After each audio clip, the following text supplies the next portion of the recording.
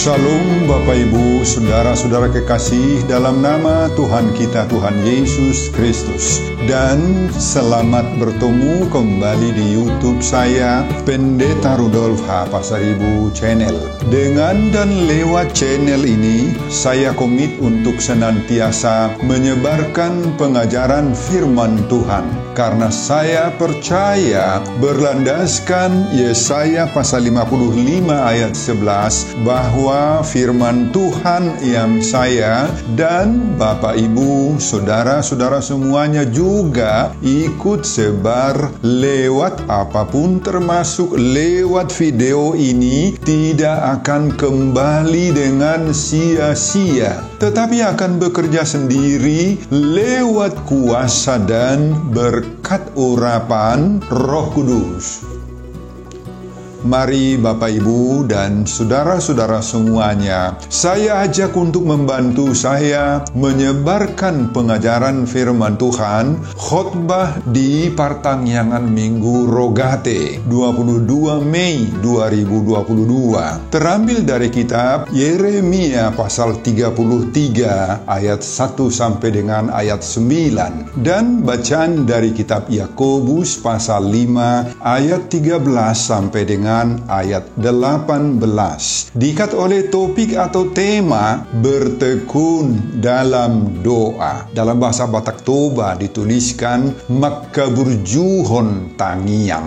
Saya baca untuk kita, mari Bapak Ibu dan saudara-saudara simaklah pembacaan firman Tuhan berikut ini. Judul perikop Yeremia pasal 33 mulai dari ayat 1 sampai dengan ayat 13 adalah janji pemulihan keadilan Yerusalem dan Yehuda, dan nats khotbah kita dari ayat 1 sampai dengan ayat 9. Datanglah firman Tuhan untuk kedua kalinya kepada Yeremia ketika ia masih terkurung di pelataran penjagaan itu. Bunyinya, beginilah firman Tuhan yang telah menjadikan bumi dengan membentuknya dan menegakkannya. Tuhan ialah namanya. Berserulah kepadaku, maka aku akan menjawab engkau dan akan memberitahukan kepadamu hal-hal yang besar dan yang tidak terpahami, yakni hal-hal yang tidak kau ketahui. Sebab beginilah firman Tuhan Allah Israel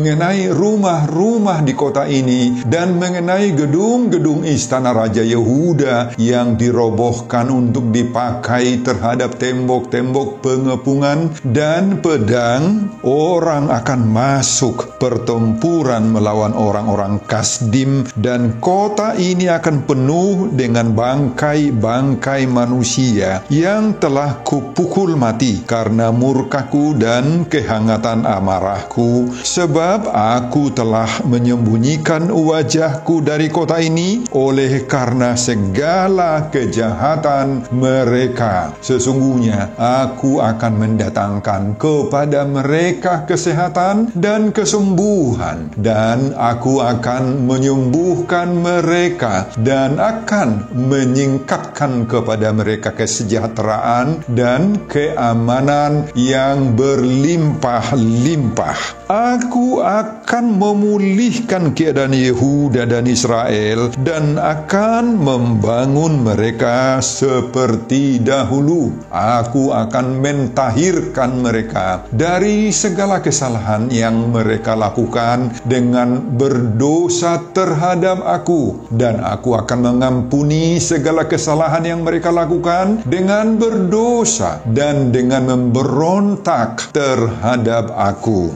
Dan kota ini akan menjadi pokok kegirangan, ternama, terpuji, dan terhormat bagiku di depan segala bangsa di bumi yang telah mendengar tentang segala kebajikan yang kulakukan kepadanya. Mereka akan terkejut dan gemetar karena segala kebajikan dan segala kesejahteraan yang kulakukan kepadanya.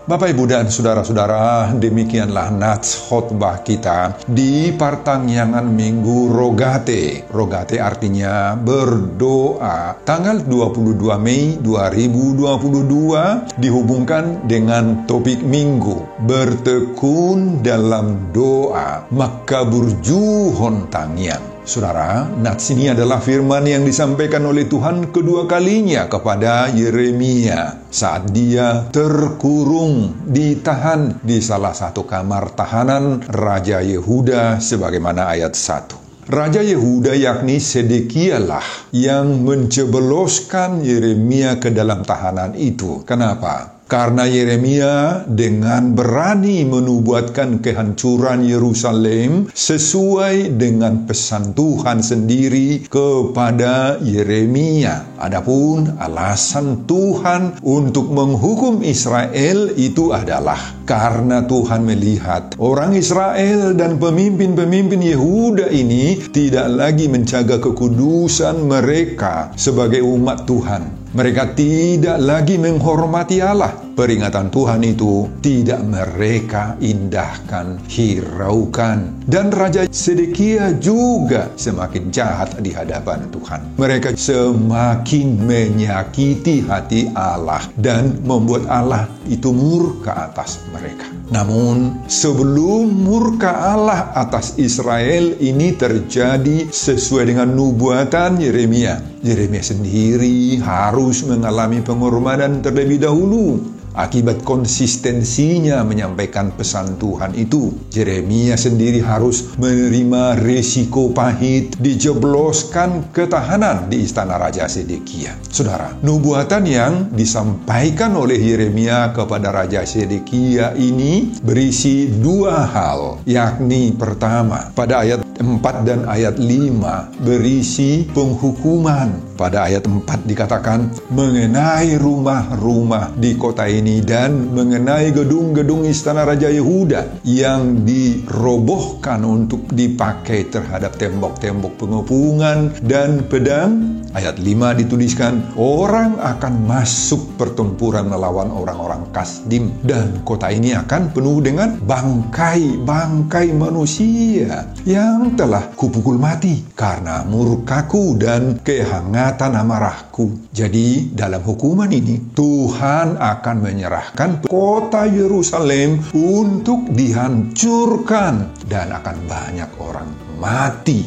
Yang kedua, apa isi nubuatan daripada Yeremia ini? Pada ayat 6-9 berisi berbagai janji Tuhan akan memulihkan kembali Yerusalem. Pada ayat 6 dituliskan, sesungguhnya aku akan mendatangkan kepada mereka kesehatan dan kesembuhan, dan aku akan menyembuhkan mereka dan akan menyingkapkan kepada mereka kesejahteraan dan keamanan yang berlimpah-limpah. Pada ayat 7, aku akan memulihkan keadaan Yehuda dan Israel dan akan membangun mereka seperti dahulu. Ayat 8, aku akan mentahirkan mereka dari segala kesalahan yang mereka lakukan. Dan aku akan mengampuni segala kesalahan yang mereka lakukan. Dan pada ayat 9 terakhir, dan kota ini akan menjadi pokok kegirangan, ternama, terpuji, dan terhormat bagiku di depan segala bangsa di bumi yang telah mendengar tentang segala kebajikan yang kulakukan kepadanya.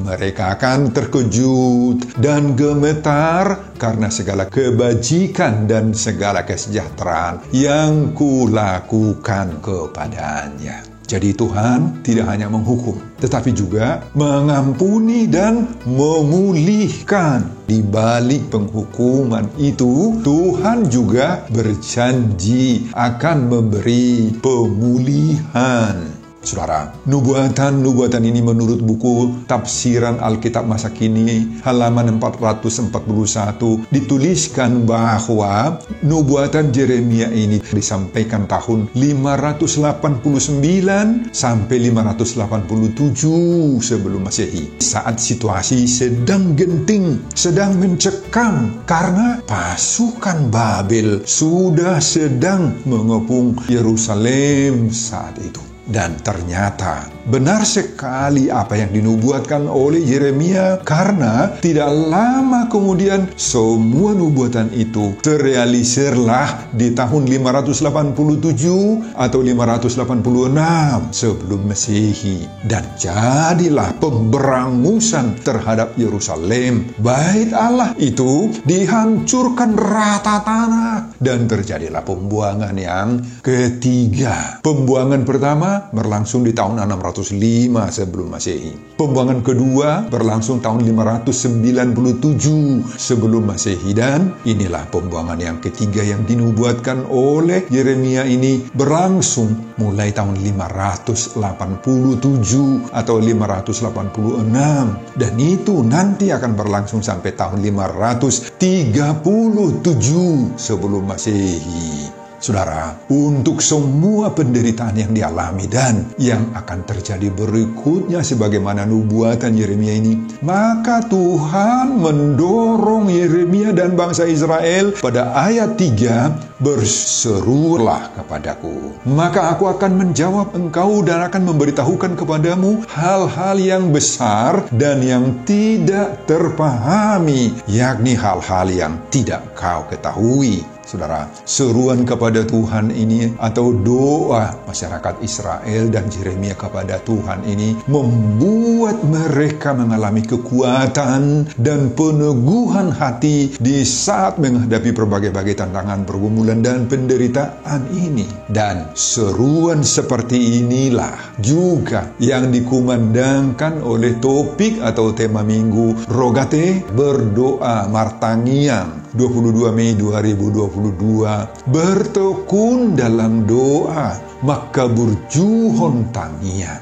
Maka kita akan mendapatkan penguatan dalam menghadapi segala tantangan dan pergumulan hidup kita ini. Saudara, itulah isi keseluruhan khotbah kita di pertanggungan Minggu Rogate, tanggal 22 Mei 2022. Apa pengajaran bagi kita lewat khotbah ini dihubungkan dengan topik Minggu Rogate, bertekun dalam doa, maka berjuhur tangian. Pertama, jangan takut menyatakan kebenaran meski resikonya tinggi. Saudara, pada khotbah ini Yeremia mengalami resiko dari kesetiaannya menyampaikan pesan dan firman Tuhan.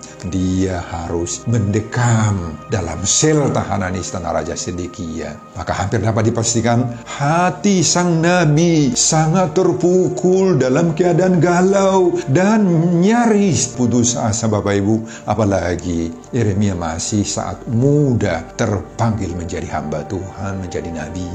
Tetapi Yeremia tidak mau surut atau mundur memberitakan pesan Tuhan. Meski harus diberondong dengan konsekuensi pahit dan keadaan fatal oleh masyarakat dan bahkan oleh penguasa.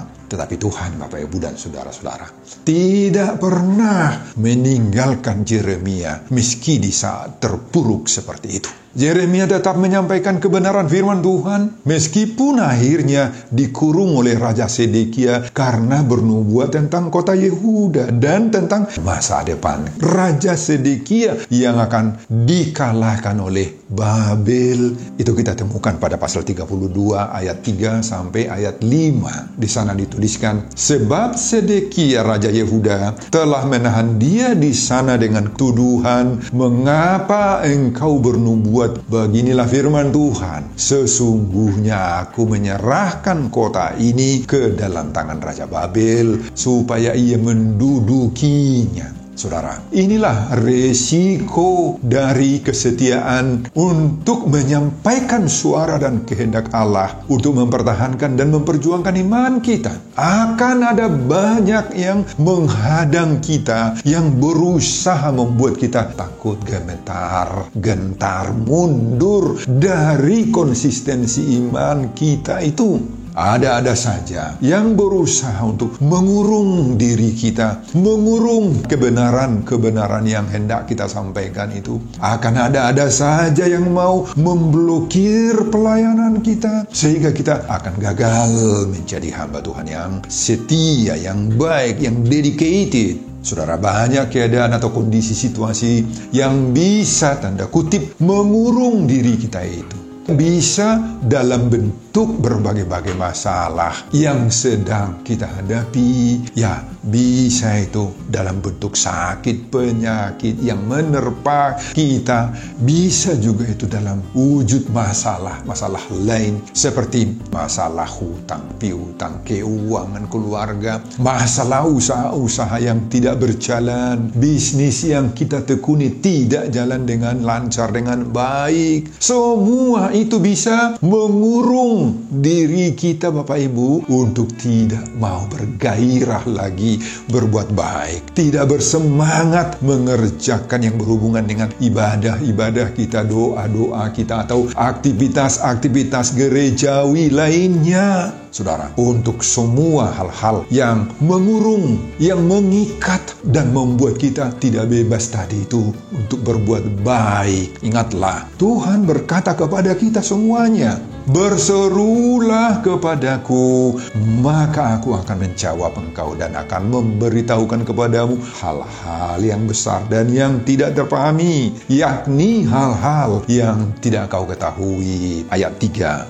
Saudara, banyak hal yang tidak terpahami oleh pikiran-pikiran kita dalam hidup kita ini, Bapak Ibu, banyak sekali. Banyak yang tidak terselami, tidak masuk akal sehat kita untuk dipikirkan. Semua itu bagi kita sering sekali mengurung diri kita, membelenggu semangat kita. Makanya Bapak Ibu dan saudara-saudara, kita tidak boleh berputus asa. Kita tidak boleh kalah semangat jika pun kita harus menghadapi hal-hal yang bisa mengurung kegiatan dan aktivitas pelayanan kita. Jangan takut untuk menyatakan kebenaran, meskipun kebenaran yang kita sampaikan itu banyak yang tidak menyukainya, banyak yang memusuhi kita.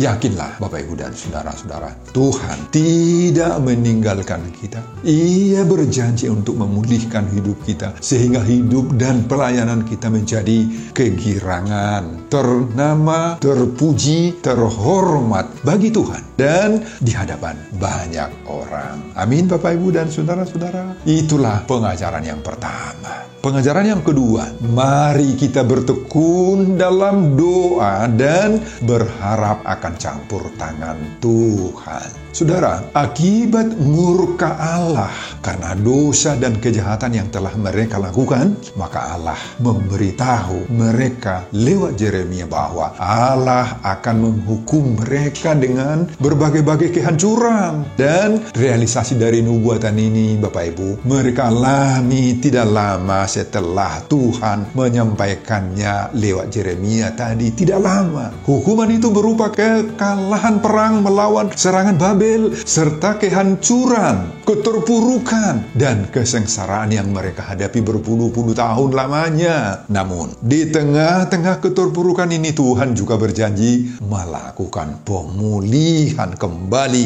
umatnya. Tetapi ada syarat yang harus mereka jalankan, yakni mereka harus datang dan berseru kepada Tuhan. Itu syaratnya pada ayat 3. Tuhan menganjurkan, berserulah. Maka Tuhan akan melakukan pemulihan kepada umatnya. Saudara, keterpurukan dalam hidup ini bisa dialami oleh siapapun. Baik bagi kita secara pribadi, secara keluarga. Baik dialami oleh warga jemaat biasa ataupun sebagai pemangku jabatan gerejawi. Tetapi bila kita mengalami hal-hal seperti itu, apa yang harus kita lakukan? Marilah kita pertama mencoba merenungkan dan mengintrospeksi diri kita. Jangan-jangan semua itu terjadi sebagai akibat dari dosa-dosa dan kejahatan kita kepada Tuhan Bapak Ibu. Sebagaimana orang Israel ini, mungkinkah keterpurukan itu karena kekerasan hati kita? Tidak mau kita mendengar suara dan teguran Tuhan? Nah, bila demikian, apa yang harus kita tempuh?